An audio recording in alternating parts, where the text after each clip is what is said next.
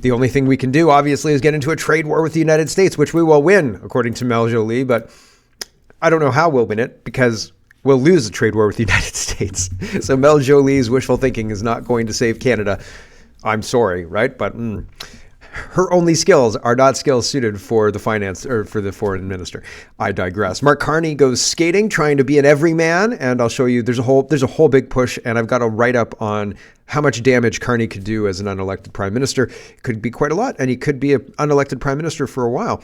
Vaccine mandates and mask mandates. I've got a whole health workup. There's a nurse who got her job back in BC because the vax mandate was repealed. And now there's a mask mandate. She won't wear a mask and she lost her job. So, wah, right? Like, absolutely ridiculous that this stuff is happening, but it is still happening. UK is pursuing AI, and I think AI is integral to the NWO and the surveillance state. Without AI, they can't monitor everybody enough. And also, AI seems to be like climate change, a balloon that is giant, and you could just like attach a spigot of money to it, and you could turn that spigot on full bore, and it would take forever to fill up. And like climate change, billions of dollars just go missing in this balloon. Nobody knows where it's gone, right? AI is the same thing. Oh, it's going to be amazing. It's going to revolutionize the world. Everybody's going to be rich. OpenAI is OpenAI until what's his face comes in and says, you know what, actually, I'd really like to be the only person who makes money on this thing. So yeah, the whole thing is dicey, and we're funding it, and I think it's the next grift. But I digress about AI. We're building it. It's integral to the NWO, and it can monitor people. It certainly can monitor people. Large language models can understand language and monitor what people are saying, and they can say, hold on, buddy, you're not going to say that anymore, and silence you. Grok's doing it for X, and the dawn of, it seems like the Terminator movies. It seems like that, except just online, right? If you say whatever on a street corner, nobody's going to hear you until they take that video and put it online, and then it's censored, right? So, my gosh, you can say it on a street corner, but you won't be allowed to say it online. U.S. is now battling Islamophobia thanks to Joe Biden. I'll show you that. And Smith went down to see President Trump because I said yesterday, like, Donald Trump's tariffs are the big talk of the town right now because our government's not responding to them at all, despite pretending that they're responding to them, and despite talking about putting on retaliatory tariffs, which is actually not responding to the ask. The ask was stop the drugs, stop the illegals coming into our country from your country. And instead of doing that, we're going to a trade war. Ha, right? Suckers. We're the suckers. We're the suckers. We're the suckers who are going to this. But I was saying yesterday that I didn't think Donald Trump wants to harm the United States. I think if he's got people who in Canada are willing to play ball with him, he's going to play ball with them and make sure that they're taken care of while putting pressure on the Canadian government to stop being communist a-holes. I think that's the descriptor I'm going to go with. So Danielle Smith is protecting her interests, I guess. What's your game, Danielle Smith? It's inconsistent, right? Sometimes, same with Jason Kenney. Sometimes they do things and I think, yeah, this is good. I support what they're doing. And then other times I'm like, why aren't you intervening in this? Why aren't you telling your attorney general to do something about the crooked judges, the crooked everything, like with Makis, with the Coots guys, all of these things, right? I don't know. I don't know what your game is, Danielle Smith. But in this inning, she's decided that she's going to play the role of protecting her constituents or her interests, either one, and go down to Mar-a-Lago and play golf with Trump, or just hang out while Trump plays golf with Kevin O'Leary. And Jagmeet Singh is upset about this. Danielle Smith says, she posts the picture of her with Trump and O'Leary, right? And the O'Leary's suit is just bad. It's a salmon-colored shirt and I think it's white, but it's like blue-white. Anyway, gray, blue-white, metal blue-white. I digress. Anyway, Jagmeet Singh says, nothing to see here, just Canadian conservatives celebrating with Donald Trump and billionaires days after they threatened to annex Canada, and just days before they launch a full-scale assault on the Canadian economy, jobs, and your family. No, everybody's hoping that to avoid the tariffs, except for Jagmeet Singh. It seems like he wants the tariffs. Here is Vasi Kapoulas interviewing Mel Joly, and they're talking about tariffs, and they're talking about the economy, and they're talking about how terrible everything is and what's been done and up till now, which is nothing, to talk about countering these tariffs. And they're talking about all options are on the table. And when all options are on the table, it's all of the countermeasures being retaliatory tariffs. And, we're gonna tax ketchup and orange juice. Honestly, we lose every time, but Mel Joly doesn't get that. Here's Vasi Kapoulas just outlining the pushback that is happening. And Mel Joly, I don't think her answer is satisfactory, but I never think her answers are satisfactory. So here we go. Ask though, if you are coming out of, because it's not just the Conservatives, it's all the opposition parties, and the issue is like they're becoming even more critical because they would argue, I think, the Prime Minister has put the country in this spot by making the decisions he did when he did it. I'm not saying it's not your decision to make, obviously, but he is the leader of your party. By waiting until when he did, we're in a more vulnerable place where no one is really sure of exactly what's going to happen or what your government is going to pursue. Can you impart a sense of confidence on Canadians that your government can navigate this despite the weakened position we find ourselves in? Let's not fall into the narrative that Canadians were looking for this, that Canadians did anything wrong to attract any form of tariff threats. That's a false narrative. No, that's not the narrative. The narrative is, the question is around the Prime Minister's decision and his timing. He had multiple opportunities to do what he did. I've had many conversations with the Foreign Minister of Mexico, with the Foreign Minister of Denmark, with my colleagues in Europe. Trust me, nobody was completely looking forward to everything that President-elect Trump has said since he's been elected. And by the way, he never talked about it during the elections. We're reacting to his new... Did he never talk about the illegals coming in from Canada? I think Vivek talked about it. I think Vivek came up to Canada and crossed from Canada into the United States, and he got his pants wet, and he wore like dress shoes to cross the river, which I thought was weird. But nobody talked about this. They didn't talk about the drugs coming into the United States from Canada. They didn't talk about this during the campaign. I think Vance talked about it at length. He talked about it at a couple of rallies in the north, like a couple of rallies in state of New York, Pennsylvania, more Pennsylvania, I think, right? I didn't see a New York rally. I saw a Pennsylvania rally. So they didn't talk about it. I think they did talk about it. I think they did. And so, again, I don't believe Mel Joly is capable of doing the job that she's tasked with. There's not much left of this. We'll just listen to the end. Rhetoric. Now, we've gone through Trump 1.0 administration. We've gone through tariffs because he has imposed in the past tariffs on steel and aluminum. We had a strong response at the time. We did a dollar for dollar retaliation package, and we were very specific, very surgical how we were reacting. That's what we'll do. But at the same time, 25% on the entire Canadian economy is extremely important. So that's why we have to put everything on the table. They were saying it's basically an immediate recession if this happens. And again, I think Trump is not going to harm himself if he can help it. And he's going to work with people who want to work with him. And if the federal Canadian government doesn't want to work with him and comes out with retaliatory tariffs, but runs into Danielle Smith, who's not willing to put these retaliatory tariffs on anybody, on the United States, if she's going to sell the oil to the United States, then that doesn't make Canada look strong. It makes the federal government look stupid, right? They don't have control of the environmental assets of the provinces. That's up to the provinces to deal with, right? And to trade and all the rest of it. So like, it's interesting. Setting up a fight. Here's Jagmeet Singh. He says, I have a message for Donald Trump. We're good neighbors, but if you pick a fight with Canada, there will be a price to pay. Like for Canada? Yeah, Canadians will pay a price if Donald Trump decides to pick a fight with us. That's accurate. Jagmeet Singh is playing the strongman against Donald Trump. It's funny, except that it's stupid. Okay, so and he's going to lose this fight. He doesn't have the leverage he needs. It's like watching somebody who is a little weakling talk shit in a locker room with a whole bunch of really big guys. They'll ignore you until they swat you away, and when they swat you away, you find out why those big guys were ignoring you, right? Like, here we go. I have a message for Donald Trump. Our country's not for sale. Not now, not ever. I lived across this country, and I can tell you, Canadians are a proud people. We're proud of our country, and we're ready to fight like hell to defend it. Right now, with the forest fires ravaging homes, Canadian firefighters showed up. That's who we are. We show up and support our neighbors. But if Donald Trump if you think you can pick a fight with us, there'll be a price to pay. I've committed that if Donald Trump imposes tariffs on us, we should respond with retaliatory tariffs in kind. I think that anyone running as Prime Minister should do the same. I have a message. Running as Prime Minister? Running as Prime Minister? What are you talking about, Jagmeet? And so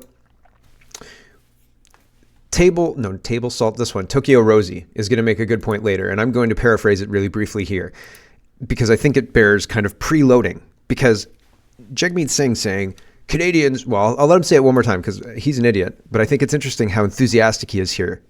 And this goes to another point, but here he is being enthusiastic about how much Canadians are willing to fight. I have a message for Donald Trump. Our country's not for sale. Not now, not ever. I lived across this country, and I can tell you, Canadians are a proud people. We're proud of our country, and we're ready to fight like hell to defend it. But not against Chinese infiltrators in our government. Not against a rogue government. Not against a prime minister who won't leave. Not against an NDP who's propping him up, who won't listen to the constituents. We won't fight for any of that, but we'll fight against Donald Trump, our representing the United States and one of our longest trading partners and best relationships, and like our big brother, the richest military in the world, who we go to for protection, who's protecting our Arctic, et cetera, et cetera. We'll fight you. Does that make any sense at all? It doesn't make rational sense. Sorry, I didn't mean to play so much Jagmeet Singh. I thought it was queued up a little better than that. I apologize. Here's Ryan. He says, what is Jagmeet Singh doing? The Jagmeet Singh, you need to delete this post. There's absolutely no reason for this level of antagonization. Yeah, this is like giving wet willies to the big guys in the gym when you're a little, 14-year-old spaghetti-armed idiot, right? And the guys are like, listen, dude, you need to stop because you're being an a-hole. And if you don't stop, we're going to show you that you're not as big and strong as you think you are, because we're a lot bigger and a lot stronger by orders of magnitude, to the point where we're just telling you, stop sending the drugs, stop sending the illegals, and stop that idiot in the turban talking shit. Okay. Seriously. Randy says, what is a Canadian and should we be Americans? And Randy Hillier is making the same point about why are we fighting against Americans with vigor, but not fighting against the Chinese who have infiltrated our government. Here's Randy Hillier. He says, for many decades, our Canadian political establishment has been diminishing and demeaning our rich and proud Canadian heritage, culture, and identity. Our current Prime Minister has boldly stated that there is not and never has been a Canadian identity. Both Liberal and Conservative governments have adopted the falsehoods of a multicultural Canada and have kept the floodgates open to rampant immigration. With that being said, it's confusing and hypocritical that these same establishment politicians are vigorously opposing and condemning Donald Trump's recent musings of annexing Canada. Why is it that these same politicians who have expressed derision regarding Canada's culture now boastfully pretend that it needs to be protected from America, but not from the overwhelming flood of Asian immigration? I'm very proud of our Canadian identity, our culture and history, and concerned that if we allow our political establishment to continue with its current policies on immigration, education, DEI, and many other corrosive social policies, Canada and our culture will indeed be extinguished. Although I'm also concerned that annexation by the USA has credible and real consequences, I believe these could be mitigated, and if done respectfully, and maybe a credible option for Canadians to regain and restore our freedoms and democracy. I've written a letter to President Trump regarding this matter, which you can read below. I'm not going to read the whole letter, but it's linked here. But yeah, I think that if somebody else said the only way to save Canada is for Canada to join the United States, for Canada and the United States to normalize fiscally. And again, I'm very, very concerned of this North American Amiro, the North American bloc situation, because I feel like that gives us less power and less control over our own sovereignty and less control over our own natural resources. We're a rich country. We don't need the United States, except that it seems like our entire political system has been usurped by a different system, and we cannot wrest it back. We can't wrestle it back. It's gone, right? For all intents and purposes, if we can't get control of our country and of our government again, have we lost already, right? And is the United States offering a lifeline by saying, you know what, maybe we'll annex you, you can become the 51st state, we'll get those communists out of there and you can govern yourselves again, right? Like, is that a good thing? I'm very concerned of the North American bloc, but the alternative is the same or worse, right? Like, we're going to get screwed. We're going to get absolutely crushed if the United States, if the United States moves on without us. Right? If the United States says, okay, Canada, F you, 25% tariffs, 100% tariffs, no more cars, we're not buying any more cars. And I said, there's no other option. Like, if they walk in and say, here's the financial reality, you idiots. And we go, screw you, meanies. And they go, okay, morons, see you later. and we go into a depression, that's our fault, not anybody else's fault. We put ourselves there. We refuse to listen. We refuse to make these people listen. It's our fault. Our fault. So what's better? You know what I mean? Like, we've screwed ourselves, and they're saying, listen, you can keep your house, but I'll own it. You know what I mean? Like, is that better than being kicked out of the house? I don't know. I'm concerned that we're over a barrel. They hold all the cards, and we have idiots who think that being over a barrel is actually a really good place to be. LGBTQ, rah, right? Like, no, man, this is the bad part in Pulp Fiction where they say bring out the gimp. Okay, that's bad, and we don't want that. Tokyo Rosie says, do I fight for a country that euthanizes the homeless and mentally ill? Do I fight for a country that looked the other way when it's the prime minister committed fraud and obstruction of justice? Do I fight for a country that has allowed the prime minister to unlawfully freeze people's bank accounts without consequences? Do I fight for a country whose prime minister is allowed to ignore the treason in his own government? Do I fight for a country whose government is the biggest supplier of illicit drugs for addicts? Do I fight for a country where the prime minister can buy the media for propaganda purposes and pass laws to censor people who don't agree with him? Do I fight for a country that destroys the lives of people over a medical decision? These are tough questions for me to answer. Before Trudeau Jr., I at least believed our institutions would act as a check and balance against a potentially tyrannical prime minister. I no longer believe that. Perhaps the better question to ask is, can Canada be fixed? Trudeau showed us its weaknesses. It's up to us to do something about it. What we do with that challenge will determine if there's anything left worth fighting for. And if it's not, if we're not ready to fight for our country and stand up and fight for it, really fight for it, then Trump is going to say, those zeros make it worth fighting for me. And he'll say, see this economic reality? You guys obviously don't want this country. You're going to hand it over to China or India or both. So I'm going to come in and make sure that that doesn't happen. Trump has an economic interest, maybe where we don't. Maybe where we're too stupid to see it, right? And I don't mean to victim blame, but holy smoke, like, we're so demoralized that we're going to allow the prime minister to the current prime minister, Justin Trudeau, to completely screw us. And nobody's doing anything. We're 7 days from these tariffs and nobody's done a damn thing, right? Oh, we'll hear from the courts today. Hold your breath, right? I'm sure, right? There's that meme of the skeleton still waiting, right? We're going to still wait, and Trump's going to be imposing the tariffs and economically waging war against our country. And these idiots are going to say, Mark Carney will save us, everybody. And if you don't believe Mark Carney's going to save us, you're alt-right. It's insanity. The play is predictable. And if we let it happen, more fool us. More fool us. Toronto Star is reporting. Let's talk about the leadership race. Canadians no longer believe a word Justin Trudeau says. Yes, that's true. That's true. Here is a guy in the UK. Who is this? Michael Taube. And he's usually the perfect gentleman, but he's saying Justin Trudeau's legacy is one of a complete disaster, basically. We'll start it right around here. As Canadian Prime Minister will be. Too fast. I thought I did this already. Sorry, everyone.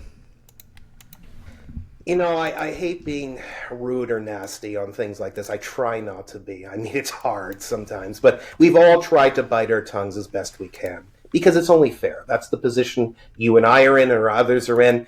And if we just come out, with our fists of fury, it's not going to do anything, and it doesn't benefit the discussion. Intellectual discourse still does mean something. But the fact is that his legacy is going to be a poor one. Like I said, this is the worst prime minister in Canadian history. It's not even comparable to the ones who struggled. Even Kim Campbell, for example, who some of your listeners may remember, or viewers may remember, who was a horrible prime minister, she would actually have been much better compared to him. Even poor Mr. Ignatieff with his 34 seats would have probably been a better option for the Liberals today than Mr. Trudeau. I don't really know what his legacy will be. He thinks that he accomplished a lot. He's delusional enough to believe that he did much in 9+ years as prime minister, but all he did was hurt the country, make it poorer, make it less credible on the international scene, and make it weaker overall. A thing that Mr. Harper tried to correct, and even though I disagree with him, former Liberal prime ministers like Jean Chrétien and Paul Martin, who some of you may be familiar with, I had many policy disagreements with them, but no one ever dismissed the fact that they were trying to do something as leaders. Even if you disagreed with it, you understood what the motives were.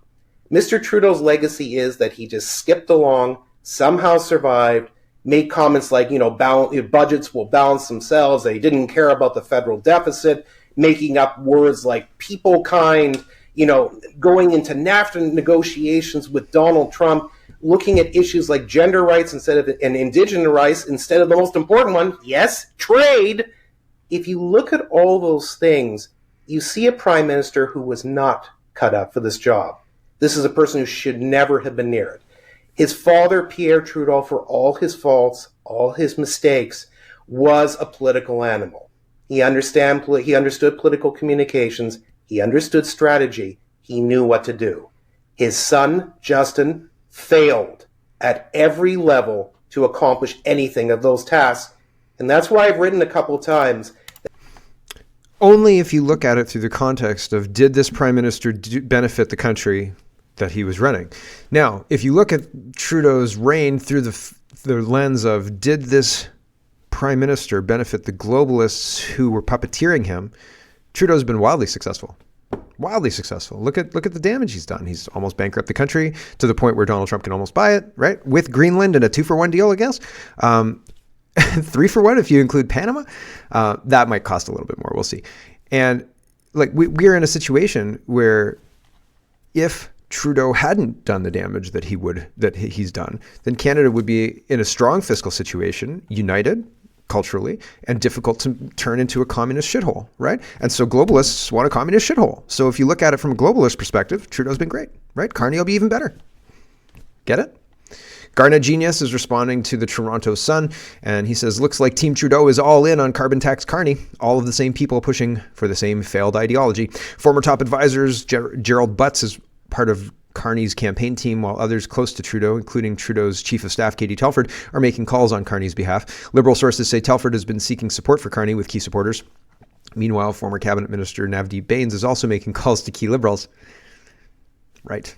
Doesn't Mocha have a long reporting history on Bains and his ties with the World Sikh Organization? So Trudeau's putting in blocks of cultural supporters too, utilizing the Liberal Party's deep ties with different cultures, right? You see? Including a specific push to Sikh MPs and party backers. Yeah.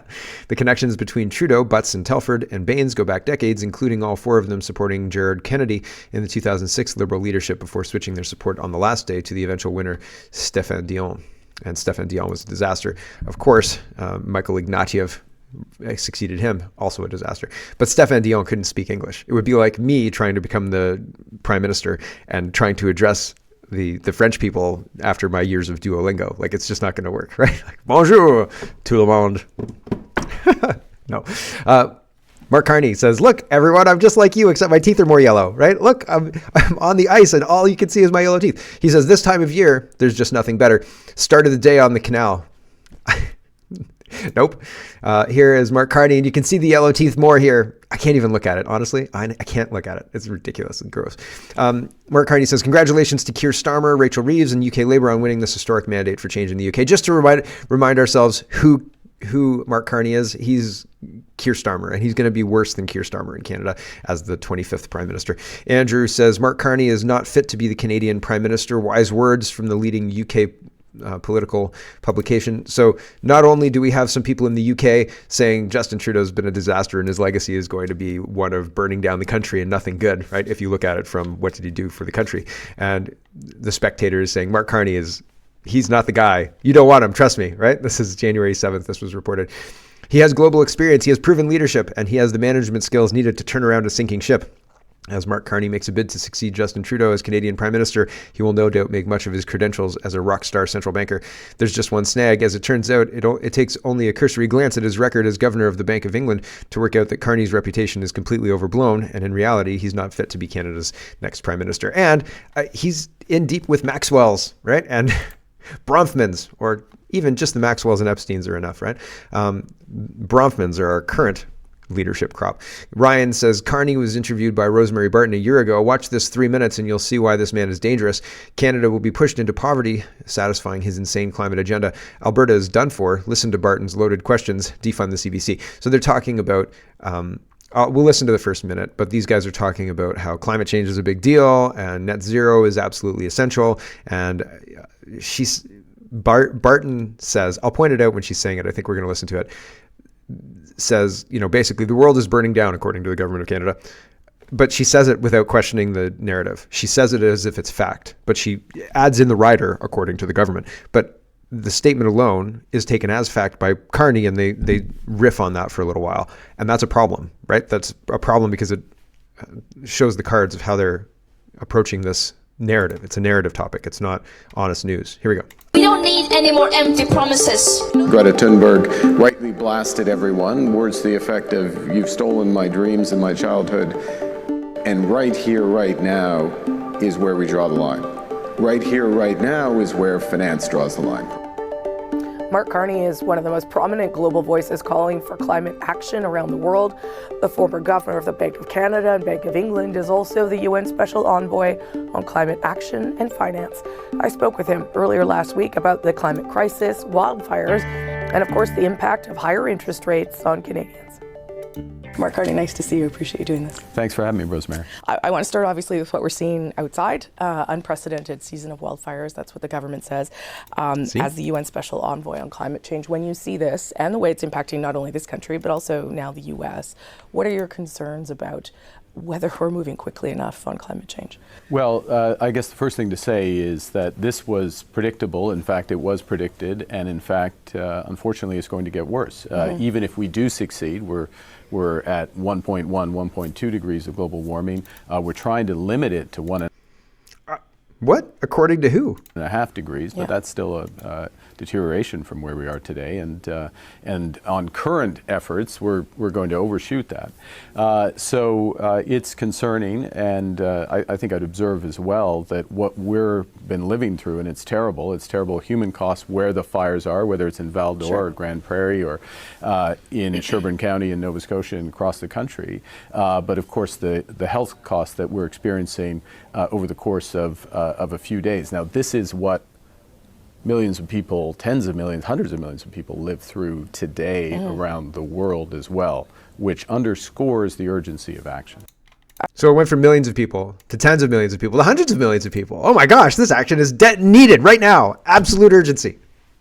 Sure, right. Here's Mark Carney with Ghislaine Maxwell, and Andrew breaks it down a little bit. He says, why were Mark Carney and his wife socializing with Ghislaine Maxwell and the madam of Jeffrey Epstein in the UK? And he says this photo was taken August 2013. Maxwell's boyfriend and boss was already a convicted pedophile in 2008, so these people should have known that. Turns out that Ghislaine Maxwell is old friends with the founder of this party, Wilderness Festival, and attended several times. If you want to get a sense of the party that Maxwell and Carney were at, here's a short film. So it's just it looks like a regular festival, although there are people with goat-headed masks everywhere. Like, they make regular appearances in the video, probably 3 or 4 different times. So there's symbology, like if there's symbolism all through the video. Like, people are walking around, there's a girl and she's dancing and she's a raver and she's got a goat-headed mask thing on. But there's a whole bunch of other stuff too. So people wearing horns, people wearing masks, all that kind of stuff. And like not animal-headed masks, just other masks.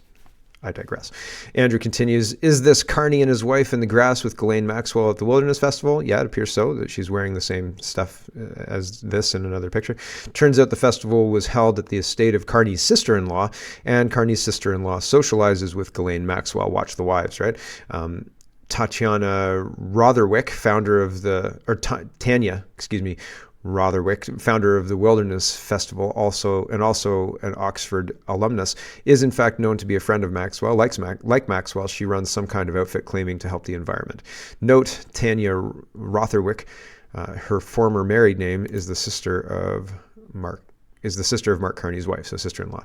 And don't be too surprised if guests at the Wilderness Festival in 2013 also included the new governor of the Bank of England. Canadian Mark Carney is married to Lady Rotherwick's sister, Diane Fox Carney. And what a coincidence, Ghislaine Maxwell's close friend, Prince Andrew, personally paid for a dinner reception for Mark Carney at Buckingham Palace just a few months after the Carneys' day out with Maxwell.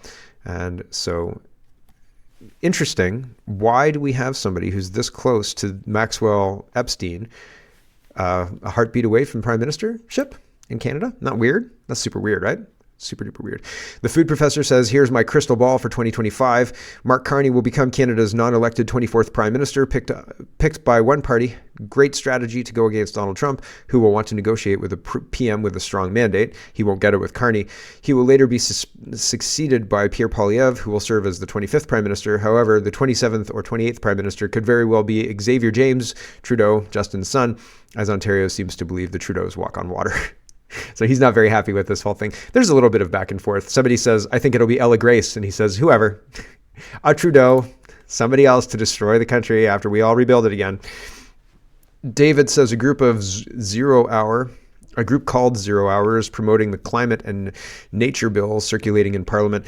Sadly, the name invokes an alarming echo of Pol Pot's Year Zero, and measures in the bill do nothing to assuage those concerns. This is in the UK, but it's all part of the net zero push. The Starmer Carney is kind of the next crop of the young global leaders. They penetrate the cabinets, in Canada, at least 50%, according to Klaus Schwab. So this is just kind of illustrating what they're going to do. I've got a little bit more color on it as well coming up, but I think this thread is a little worth it. The name of the bill sounds innocuous enough. Who could possibly oppose measures to protect and enhance nature? But when you dig into the details, the bill starts to look very sinister indeed. The overall objective is for the United Kingdom to reduce greenhouse gas emissions to net zero at a rate consistent with limiting global temperatures to 1.5 degree above pre-industrial levels. There are two problems with this. First, our emissions are just 0.8%, not even 1% of the worldwide total emissions, and global emissions are growing faster than the UK's entire contribution. Cutting our emissions to zero will make net zero difference to the weather, and that's true in Canada too. Hello everyone, thanks very much for watching. This is just a short version of a longer show. If you'd like to get the whole show, you can go over to CanadaPoly.com and sign up for a subscription.